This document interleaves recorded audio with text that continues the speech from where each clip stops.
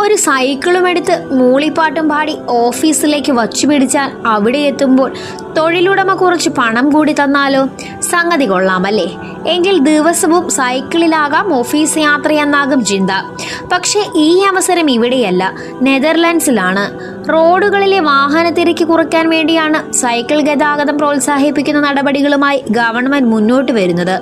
ഈ പുതിയ പദ്ധതി വിജയിപ്പിക്കുവാൻ തൊഴിലുടമകളും കമ്പനികളും മുന്നോട്ട് വരണമെന്നും നെതർലൻഡ് സർക്കാർ അഭ്യർത്ഥിച്ചിരിക്കുന്നു. സൈക്കിളിൽ വരുന്ന ജീവനക്കാർക്ക് കിലോമീറ്ററിന് നിശ്ചിത നിരക്ക് വെച്ച് തൊഴിലുടമ നൽകണമെന്ന നിർദ്ദേശമാണ് സർക്കാർ മുന്നോട്ട് വയ്ക്കുന്നത്. സൈക്കിളുകൾ വാങ്ങാൻ വായ്പയും സബ്സിഡിയും നൽകുന്നതടക്കമുള്ള കൂടുതൽ പ്രോത്സാഹന പദ്ധതികളെപ്പറ്റി ആലോചിക്കണമെന്നും നിർദ്ദേശമുണ്ട്. ഇതുവഴി പുതുതായി 2 ലക്ഷം പേരെങ്കിലും സൈക്കിളിനെ ജീവിതത്തിന്റെ ഭാഗമാക്കുമെന്നാണ് അധികൃതരുടെ പ്രതീക്ഷ. ഇതുമായി ബന്ധപ്പെട്ട് നടപ്പാക്കിയ ട്രയൽ പദ്ധതി വിജയകരമാണെന്നത് പദ്ധതിയുമായി മുന്നോട്ടു പോകാൻ അധികൃതരെ പ്രേരിപ്പിക്കുന്നു.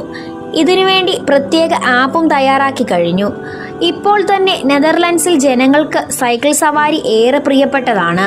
22.5 മില്യൺ സൈക്കിളുകൾ രാജ്യത്ത് ഉപയോഗത്തിലുണ്ടെന്നാണ് കണക്ക്. തലസ്ഥാനമായ ആംസ്റ്റർഡാമിലെ റോഡ് യാത്രക്കാരിൽ സൈക്കിൾ ഉപയോഗിക്കുന്നവർ 32%. സൈക്കിൾ ഗതാഗതം പ്രോത്സാഹിപ്പിക്കുവാനുള്ള പുതിയ പദ്ധതികൾ കൂടി നടപ്പായാൽ ഈ എണ്ണം വർദ്ധിപ്പിക്കാമെന്നും അങ്ങനെ റോഡിലെ തിരക്ക് കാര്യമായി കുറയ്ക്കാനാകുമെന്നാണ് അധികൃതർ കണക്കുകൂട്ടുന്നത്.